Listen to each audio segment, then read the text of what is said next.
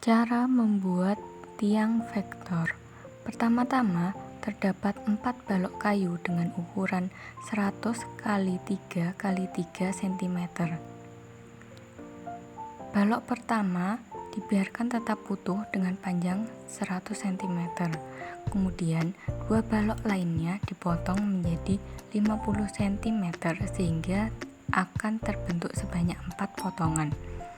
Begitu juga dengan balok yang terakhir dipotong menjadi 25 cm sehingga akan membentuk 4 potongan balok kayu. Langkah kedua yaitu merangkai potongan balok kayu. Potongan balok kayu yang berukuran panjang 50 cm akan digunakan sebagai sumbu X dan sumbu Y, sedangkan panjang balok kayu yang 100 cm digunakan sebagai sumbu Z. Maka selanjutnya yaitu menghubungkan balok-balok kayu yang berukuran 50 cm pada balok kayu yang berukuran 100 cm tepat berada di tengah-tengah. Sedangkan potongan balok kayu yang berukuran 25 cm dibiarkan terlebih dahulu. Langkah ketiga yaitu 2 potongan balok kayu yang berukuran 100 x 2 x 2 cm dipotong dengan panjang 7 cm sehingga akan membentuk 28 potong balok kayu. Kemudian, ke-28 balok kayu tersebut akan menghasilkan 7 buah cincin kubus. Jadi, untuk menghasilkan satu cincin kubus dibutuhkan 4 potong balok kayu. Langkah keempat, memotong besi yang berukuran 100 cm dengan diameter 3 mm. Kemudian, besi tersebut dipotong dengan panjang 50 cm sehingga yang awalnya terdapat 17 buah menjadi 34 potongan besi. Langkah kelima, besi-besi tersebut dihubungkan pada cincin kubus yang telah dilubangi pada keempat sisinya. Karena terdapat 7 cincin kubus sehingga kita membutuhkan 28 rusuk besi. Sedangkan jumlah awal rusuk besi yaitu 34 buah. Dikurangi 28 tersisa 6 buah rusuk besi yang bersifat bebas. Rusuk tersebut akan digunakan sebagai rusuk bantuan. Langkah keenam yaitu salah satu dari 7 cincin kubus yang telah dibuat dimasukkan pada sumbu Z negatif. Kemudian setelah cincin kubus terpasang pada bagian bawah, barulah kita membuat kaki tiang dengan menggunakan potongan balok yang berukuran 25 cm. Langkah ketujuh yaitu melubangi kubus yang berukuran 2 x 2 x 2 cm. Letak lubang telah ditentukan sehingga ketika rusuk besi masuk ke dalam kubus, ketiga rusuk yang masuk tersebut tidak bertubrukan. Kemudian, letak lubang didesain dengan saling berdekatan sehingga ketika menghitung hasil yang diperoleh tidak terlalu jauh dari perhitungan. Dapat dilihat pada gambar terdapat satu set tiang vektor. Yang pertama yaitu tiang itu sendiri, kemudian ada cincin kubus sebanyak 7, 6 bersifat bebas bisa dilepas pasang untuk dipasang di bagian mana saja, sedangkan yang satu telah terpasang permanen di bagian bawah atau sumbu Z negatif. Kemudian ada 6 kubus penghubung dan 6 besi yang bersifat bebas sebagai besi rusuk bantuan. Langkah terakhir yaitu pewarnaan. Untuk sumbu Z digunakan warna hijau, begitupun dengan kaki tiang. Kemudian sumbu X digunakan cat warna merah dan sumbu Y digunakan cat warna kuning. Sedangkan untuk kubus penghubung digunakan warna merah untuk 2 kubus penghubung yang digunakan sebagai titik yang ditentukan. Sedangkan 6 kubus penghubung lainnya yang digunakan sebagai pengait pembantu digunakan cat warna biru.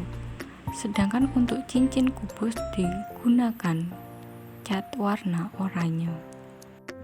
Tak lupa, setelah cat kering, pada bagian sumbu X, Y, dan Z diberi ukuran satuan panjang dengan menggunakan meteran dan mengikat tali dengan panjang kurang lebih 50 cm pada sumbu 0,0,0, jadi tepat berada di tengah-tengah tiang vektor.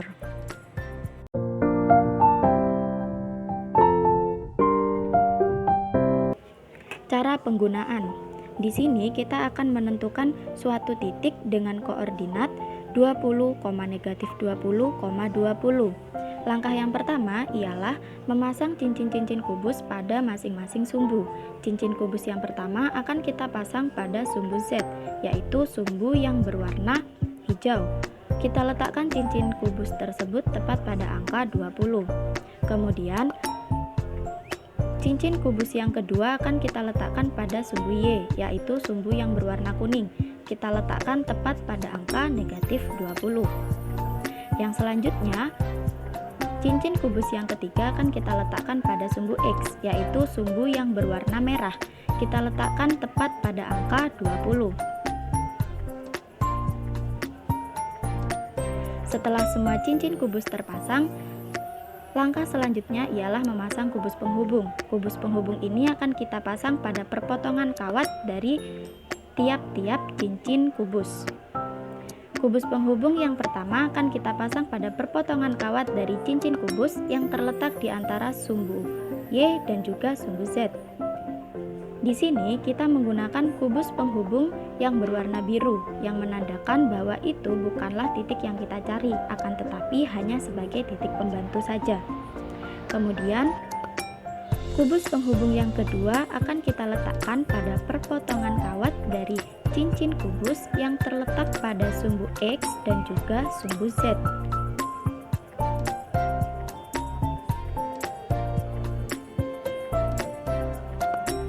Selanjutnya, kubus penghubung yang ketiga kita letakkan pada perpotongan kawat dari cincin kubus yang terletak di antara sumbu X dan juga sumbu Y.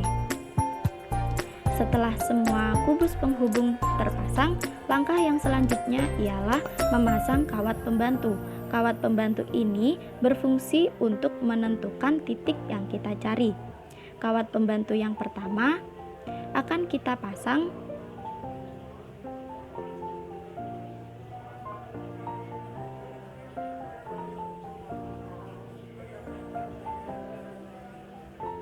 pada kubus penghubung yang terletak di antara sumbu X dan juga sumbu Z. Kawat pembantu yang kedua akan kita pasang pada kubus penghubung yang terletak di antara sumbu X dan juga sumbu Y. Kemudian, kawat pembantu yang ketiga akan kita pasang pada kubus penghubung yang terletak di antara sumbu Y dan juga sumbu Z. Nah, perpotongan dari ketiga kawat tersebut adalah titik yang kita cari. Kita menandakannya dengan menggunakan kubus penghubung berwarna merah. Untuk menentukan jarak antara titik 0,0,0 ke titik yang kita cari, kita tinggal menghubungkan tali yang terletak pada titik 0,0,0 ke kubus penghubung yang berwarna merah, kemudian mengukur panjangnya.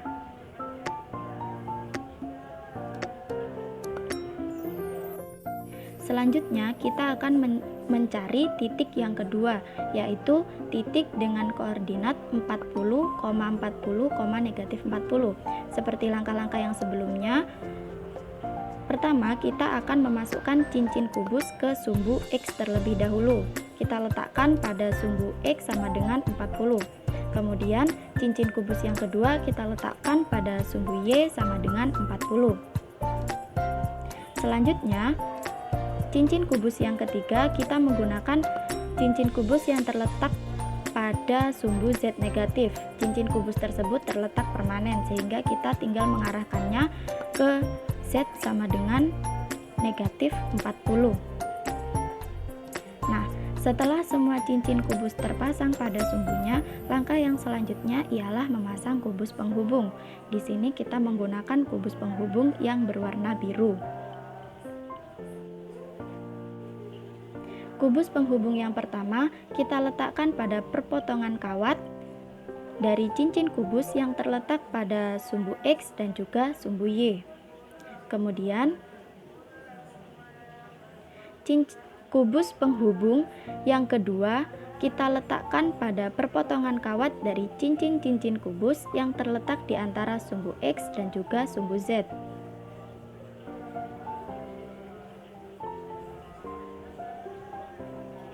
Selanjutnya, kubus penghubung yang ketiga kita letakkan pada perpotongan kawat dari cincin kubus yang terletak pada sumbu Y dan juga sumbu Z.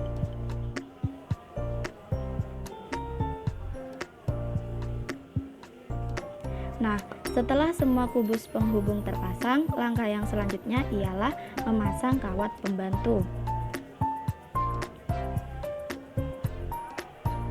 Kawat pembantu yang pertama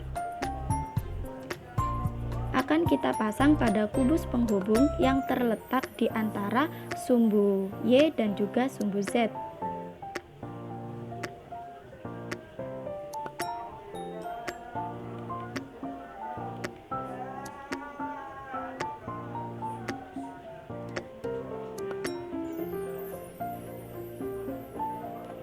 Kemudian, kawat pembantu yang kedua kita letakkan pada kubus penghubung yang terletak di antara sumbu X dan juga sumbu Z.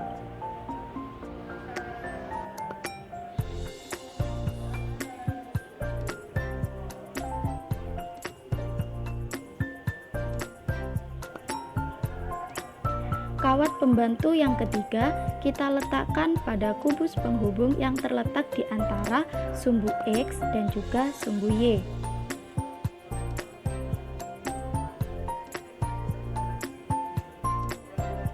Nah, perpotongan dari ketiga kawat pembantu inilah titik yang kita cari. Kemudian kita menandainya dengan memasang kubus penghubung berwarna merah.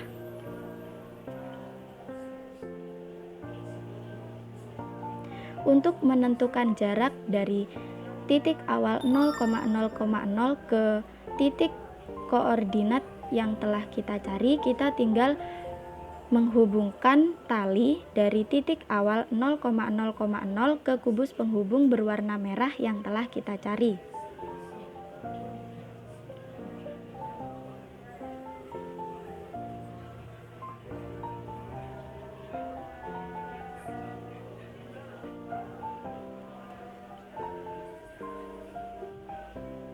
Kemudian, untuk mencari jarak antara dua titik koordinat, yaitu titik koordinat pertama dan titik koordinat kedua, kita tinggal menghubungkan tali antara kubus penghubung berwarna merah yang pertama dengan kubus penghubung berwarna merah yang kedua.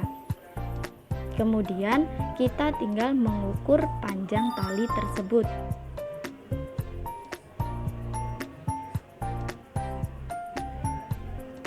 Sehingga akan ditemukan jarak antara dua titik koordinat, yaitu titik koordinat pertama dan titik koordinat yang kedua.